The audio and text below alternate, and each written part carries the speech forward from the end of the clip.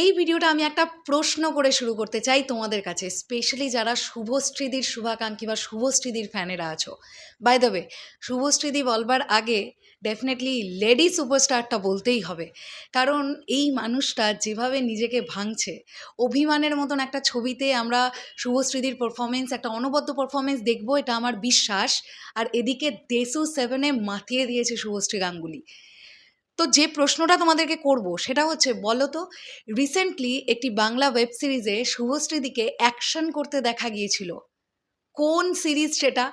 Comment সেকশনে দেখি কারা কারা জানাতে পারো। এইটাই সুতো টেনে আমি এই বিষয়টা বলতে চাই।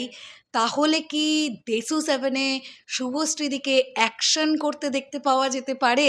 না, আমি কিন্তু এটা একদম শিওর বলছি না, আমার কাছে এরকম কোনো আপডেটই নেই, এটা প্রথমেই ক্লিয়ার করে দেওয়া ভালো।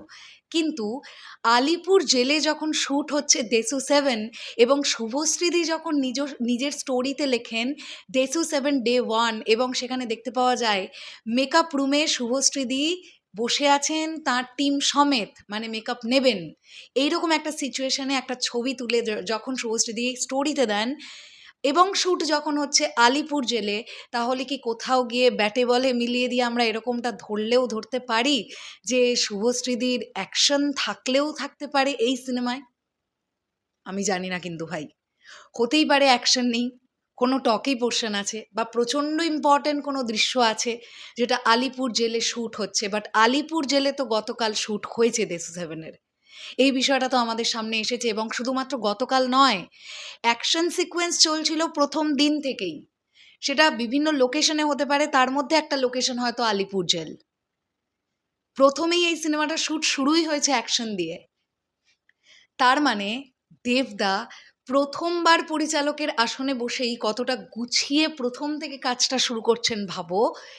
অ্যাকশন সিকোয়েন্সগুলোকে প্রথমে করে ফেলছেন, টকি পোর্শনগুলোকে তারপরে করবেন। এই মানুষটা সত্যি পারে, সত্যি পারে ভাই। কি ট্যালেন্টেড রে ভাই এই মানুষটা, দেবদার কথা বলছি, কি ট্যালেন্টেড।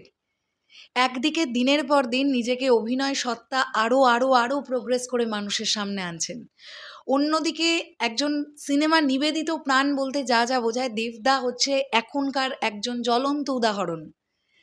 কনস্ট্যান্ট কনস্ট্যান্ট দেশু সেভেন, দেশু সেভেন, দেশু সেভেন, এর বাইরে এখন দেবদা নেই।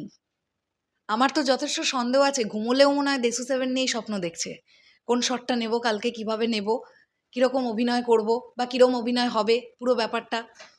আর অন্যদিকে শুভশ্রী গাঙ্গুলি, গতকাল আমি একটা ইন্টারভিউ দেখছিলাম, যে ইন্টারভিউটা ভাস্বতীদি নিয়েছেন। যিশুদা এবং শুভশ্রীদি একসঙ্গে অভিমান নিয়ে একটা ইন্টারভিউ হচ্ছিল। শুভশ্রীদির কথোপকথন বা কথা বলার প্রেজেন্টেশন কত সুন্দর, দেখলেই ভালো লাগছে। শুভশ্রীদি যে প্রচণ্ড ভালো অ্যাক্ট্রেস, এটা নিয়ে কোনো ডাউট নেই। আমি একটা প্রজেক্টের নাম এক্ষুনি বলতে পারি, ইন্দুবালা ভাতের হোটেল।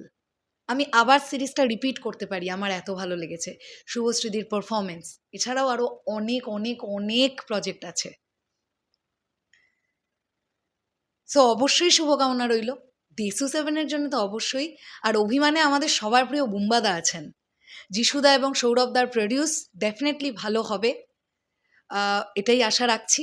তো এই ছিল এখনকার ভিডিও। তোমাদের কি মনে হয়, তবে কি আলিপুর জেলে অ্যাকশন সিকোয়েন্সের শ্যুট করলেও করতে পারেন শুভশ্রীদি?